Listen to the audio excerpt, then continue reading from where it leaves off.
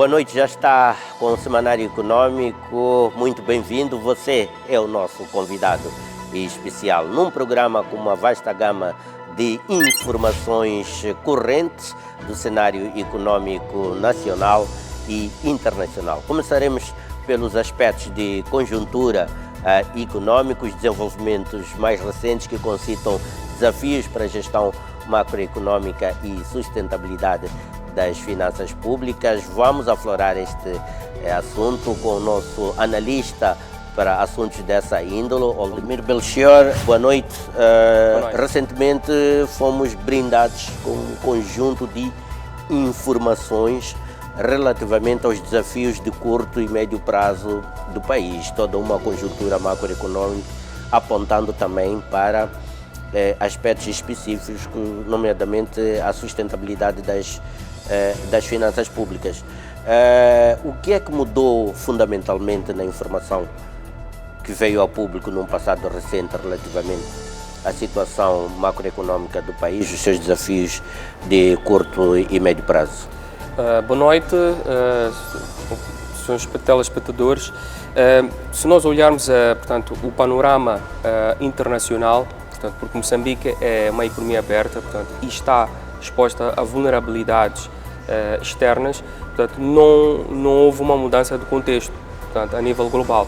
Nós temos assistido o facto de que as pressões fiscais nas economias avançadas persistem, portanto, a inflação ainda é um desafio estrutural que os bancos centrais têm que lidar no curto prazo e, portanto, a política monetária tem sido orientada num sentido menos restritivo do que antes. Portanto, o que abre espaço para perspectivas de aliviamento do custo de financiamento às empresas e às famílias, portanto, que são um motor de crescimento de uma economia num contexto em que nós estamos a observar, no caso de Moçambique, um arrefecimento do motor de crescimento do produto interno e do produto nacional. Portanto, são duas variáveis que temos de ter em consideração. O produto interno, que é o principal agregado, e também o produto nacional, que envolve toda a iniciativa privada que tem estado arrefecida devido às condições monetárias restritivas, uma procura agregada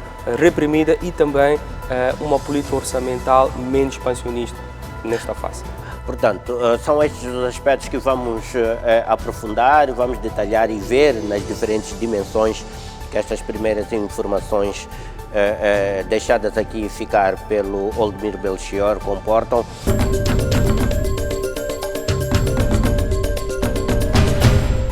Começaremos pelos aspectos de conjuntura e o tema de fundo é a análise dos contextos macroeconômico de curto e médio prazo.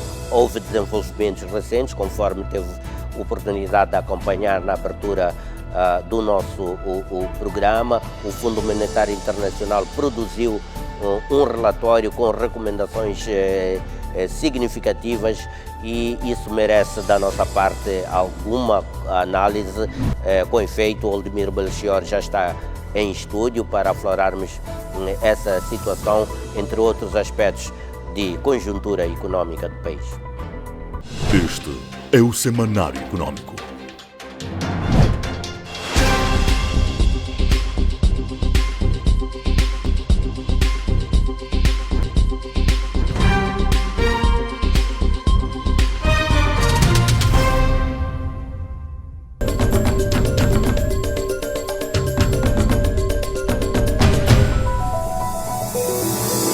E cá estamos para o tema de fundo. Tivemos a oportunidade de colocar este tema em perspectiva logo no início no programa, na abertura. Oldemir Belchior, a situação de Moçambique macroeconômica no curto e médio prazo pode-se classificar de promissora, estável ou, de certa forma, uma situação desincentivadora? Bem, o cenário macroeconômico continua desafiante.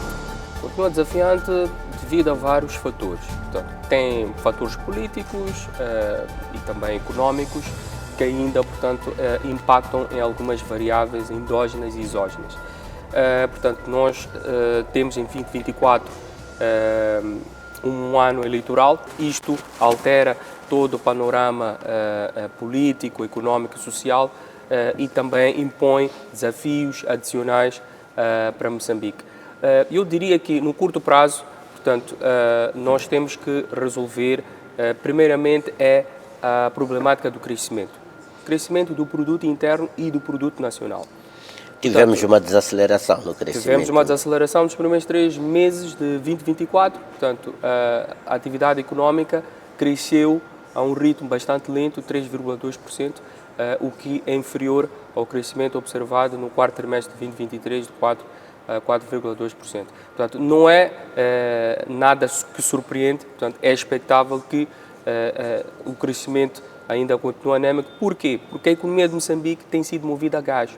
Portanto, expurgando a contribuição da indústria extrativa, que são os megaprojetos de exploração de gás natural, mineração, energia, e também na parte da indústria transformadora temos a participação da produção de alumínio. Portanto, a nossa economia está a crescer, de facto, com menor escala. Portanto, e esta menor escala revela dificuldades acrescidas em torno do setor privado. Portanto, o setor privado, que é movido pelas micro, pequenas e médias empresas. Estamos a falar do setor real da economia. O setor real da economia, portanto, que é a espinha dorsal, chamado backbone. Portanto, o backbone da economia, portanto, o motor de crescimento está bastante arrefecido. E é importante criar incentivos, estímulos monetários, financeiros, fiscais, para que este segmento de empresas possa crescer de forma sustentável. O pacote de medidas de aceleração econômica foi um esforço nesse sentido. Envolvido este tempo, esse estímulo ainda não aconteceu, não foi suficiente. Em algumas áreas. Não foi suficiente, tendo em conta este registro recente da economia? Eu diria que algumas áreas, portanto, há algumas isenções fiscais, portanto, e algumas reformas estruturais foram introduzidas, já estão a surtir efeito em algumas atividades económicas, mas a implementação do pacote como um todo ainda, portanto, está um pouco lento. Portanto, por exemplo, ainda não temos a operacionalização do Fundo de Garantia Mutuária. O Fundo de Garantia Mutuária, para resolver as questões relacionadas com o financiamento, ainda não temos este instrumento, esta solução disponível de mercado. Existe, não é, a arquitetura conceitual, que já foi apresentada pelas autoridades, mas não temos ainda a solução a funcionar em pleno. Portanto, em algumas atividades económicas, portanto, o pacote de medidas, portanto, está a sortir os efeitos. Seja como for, estava-se a referir que, de facto, houve este abrandamento do crescimento económico no passado recente. O que é que está a assustar a nossa economia? Nós temos agora, portanto, dois dilemas. Temos o FX Market, que é o mercado cambial, portanto, e o mercado monetário. Portanto, e uma economia, portanto, para poder produzir em pleno e explorar a sua capacidade máxima instalada, portanto, tem que ter mercados financeiros dinâmicos e eficientes. E o mercado cambial, atualmente, portanto, tem apresentado alguns desequilíbrios em termos de disponibilidade de moeda externa. Portanto, nós assistimos uma oferta de mercado desajustada à procura existente, ou seja, o estoque de divisas que a economia dispõe não satisfaz à procura dos importadores, e isto tem criado uma pressão adicional e criado, obviamente, constrangimentos em termos de capacidade de faturamento, importação de bens e serviços, e limitando também uma atuação mais firme da política monetária. Portanto, o que tem estado a originar esta escassez de moeda externa no mercado cambial? Está relacionado com dois fatores. Primeiro é, olhando aquilo que é a dinâmica dos megaprojetos em termos de produção e exportação de bens, o ritmo, portanto, desacelerou nos últimos tempos. Desacelerou e isto está associado à fraca procura externa, que está, portanto, relacionado com o fraco desempenho da economia mundial. Portanto, isto levou para que os preços internacionais descessem, e isso acaba se refletindo também nos níveis de produção interna. E, por outro lado, nós também assistimos à retirada da provisão de divisas para pagamento de importação de combustíveis por parte do Banco de Moçambique. Portanto, o Banco Central, em tempos, adotou uma medida que visa, portanto, retirar o aprovisionamento de divisas para suportar o pagamento de importação de combustíveis e, obviamente, os bancos comerciais passaram a assumir maior responsabilidade e a adotar uma gestão mais seletiva e criteriosa nos pagamentos com o exterior. Obviamente que, havendo este desequilíbrio de mercado, portanto, oferta-procura, a solução para que haja mais disponibilidade de moeda externa passa por o Banco Central ser mais intervencionista em termos de disponibilização de divisas para que os bancos comerciais possam, portanto, ter uma posição. O que é recomendável nesse sentido para voltarmos a ter disponibilidades de moeda estrangeira em níveis tais que permite realmente o setor privado realizar de forma mais flexível as suas operações e atividades? Houve uma recomendação da Confederação das Associações Económicas para que as reservas obrigatórias em moeda estrangeira diminuíssem para que a economia, portanto, pudesse aceder a mais divisas. Eu não estou a favor desse posicionamento e acho que aqui é uma confusão. Reservas obrigatórias é um instrumento de política monetária que é usado para controlar a oferta de moeda numa economia. Ou seja, ela impacta na tesouraria dos bancos, não na posição cambial. É bom não confundir tesouraria com posição cambial. Portanto, mesmo que o Banco Central reduza o atual nível de reservas de 39,5% para 10% ou 15%, isso não resolve. Não resolve o problema, a escassez de moeda externa no mercado cambial. Não resolve. Se olhar um pouco para trás, João Carlos, vai notar que quando as reservas obrigatórias estavam em mínimos históricos e o mercado cambial continuava ainda sob pressão. E não é um cenário que deve alterar com a descida das reservas obrigatórias. Porquê? Mesmo que o Banco Central decida libertar liquidez, aliviando, não é, as pressões dos bancos comerciais, portanto, não há como conceder crédito em moeda estrangeira para os importadores. Os importadores não são entidades elegíveis. E na sua opinião, como é que se devolve uma certa tranquilidade aqui ao mercado cambial? Para nós podermos reajustar e retomarmos o equilíbrio em termos de procura-oferta de divisas, é necessário que hajam medidas regulatórias mais arrojadas. O que eu quero dizer é o seguinte, por exemplo, o que tem abastecido o mercado cambial é, portanto, a obrigatoriedade de conversão de 30% das receitas de exportação para moeda nacional. Portanto, se houver uma alteração da obrigatoriedade de se converter receitas de exportação, por exemplo, de 30% para 50% ou 60%, isso iria permitir melhorar a posição cambial dos bancos e assim, portanto, fortalecer a oferta e a capacidade que os bancos têm para poderem, portanto, oferecer moeda externa para satisfazer as necessidades de importação. Eu penso que este seria o primeiro caminho. O segundo, obviamente, é termos um mercado de exportações, portanto, mais dinâmico, eficiente, portanto, e uma alocação, portanto, dessas divisas para atender às necessidades prioritárias da importação de bens e serviços. Lá está, para isso temos que alavancar a produção. Exatamente. Portanto, devolver a capacidade produtiva aos setores produtivos. Exatamente. Passa por aí e também com a gestão, portanto, das receitas que estão a ser canalizadas para o Fundo Soberano, portanto, provenientes da exploração de gás, portanto, que uma parte é destinada para apoiar o orçamento geral do Estado, mas também poderia-se fazer uma alocação de capital para financiar o déficit da balança de pagamentos. Aliás, é o que se espera da facilidade de crédito alargada do Fundo Monetário Internacional, não só para resolver desequilíbrios orçamentais, porque o estoque da dívida pública interna continua elevado, mas também esta nova injeção de 60 milhões de dólares que o FMI anunciou também poderia ajudar a colmatar, portanto, estes gaps de Já liquidez tocou monetária. nesse assunto, porque era mesmo o tema seguinte para analisarmos. Já estão acima dos 300 milhões de dólares o apoio direto do FMI ao orçamento do Estado. Temos impactos dessa situação? Nós não assistimos a impactos visíveis a nível do setor real da economia.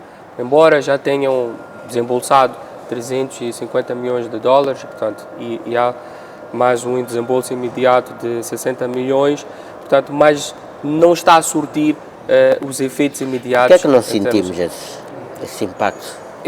Não sentimos esses impactos porque, portanto, preciso ver quais são as prioridades que está a ser dada em termos da aplicação desses fundos. Porque se reparar, João Carlos, de dezembro de 2023 até março de 2024, o endividamento público interno aumentou 11%, 2 dígitos, está na casa de 2 dígitos no momento. E em termos de valor nominal, este aumento representa mais de 500 milhões de dólares. Ou seja, 60 milhões corresponde a menos da metade do aumento num espaço de quê? De 4, 5 meses. Portanto, ainda é insuficiente. Ou as verbas, portanto, que foram aprovadas pelo Fundo Monetário Internacional, portanto, ainda não satisfazem em pleno as necessidades de financiamento Moçambique tem condições economia. de aumentar esta janela da facilidade de crédito alargada de 60 milhões eventualmente para muito mais. Tem-se cumprir. Tem-se cumprir com algumas medidas em termos de consolidação fiscal. Os desembolsos estão a acontecer e os relatórios do Fundo Monetário Internacional têm indicado que o país tem sido cumpridor.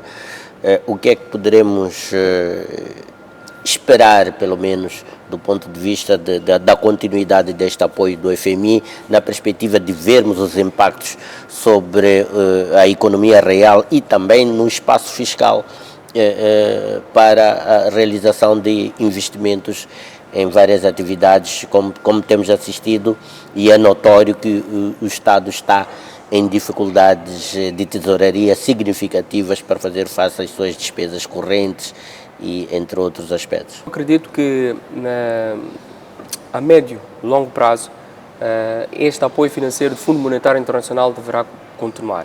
Deverá continuar se Moçambique, portanto, cumprir com um conjunto de medidas e recomendações do ponto de vista de consolidação fiscal. Portanto, o que está a acontecer é que nós temos uma massa salarial na função pública, portanto, expansionista.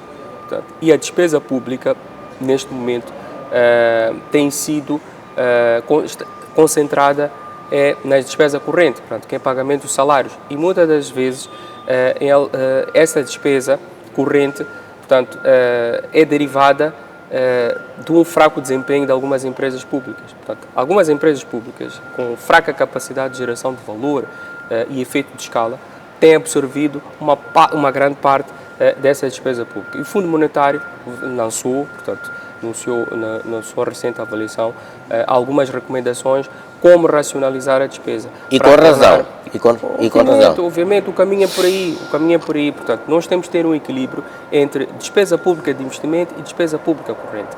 Portanto, não podemos ter, praticamente, um orçamento de Estado que é maioritariamente absorvido para financiar a despesa corrente, quando as despesas de investimento em áreas prioritárias de desenvolvimento, como infraestruturas, educação, saúde, agricultura, que são a base de desenvolvimento, industrialização e diversificação da nossa economia, portanto, não tem sido... A concluir do conjunto de recomendações feitas pelo FMI no seu comunicado, na sequência deste último desembolso, qual é que para si concita um maior desafio na gestão macroeconómica do país? Bem, eu vejo, portanto, atualmente como um grande desafio é reanimarmos a procura agregada, que representa a despesa total de bens e serviços na economia. E como nós vamos reanimar a procura agregada? A procura agregada portanto, que aqui inclui as variáveis como consumo, investimento privado e os gastos públicos. É importante que nós tenhamos, portanto, condições monetárias mais acessíveis para os agentes económicos.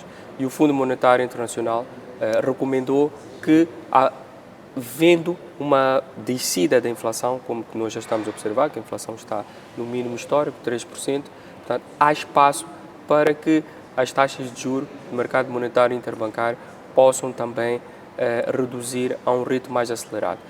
Eu creio que este é um estímulo necessário para que haja promoção do produto interno. Consegue vaticinar que o governo possa entrar numa ação de redimensionamento do setor empresarial do Estado?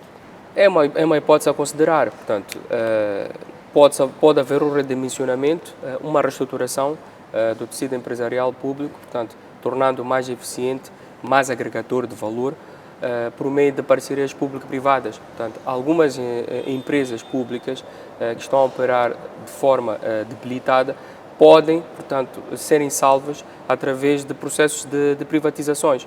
Portanto, isso o governo, no futuro, portanto, avançar com algumas privatizações em áreas específicas, eu acredito que isso possa, portanto, sustentar a geração de valor e poderemos também assistir nos próximos tempos uma segunda ou terceira vaga de privatizações. Acredito que sim, e é necessário. Para a sustentabilidade das finanças públicas. É necessário aliviar, portanto, aliviar as pressões fiscais que o governo tem, portanto, com algumas empresas que não estão a gerar valor de forma sustentada e que, por via da entrada de operadores privados, portanto, esta pode ser uma solução tecnicamente e economicamente viável. Aldemir Belchior, obrigado por estes insights aqui no Semanário Econômico. Ficamos à espera de si numa próxima oportunidade, sempre que os assuntos assim o exigirem. Muito obrigado.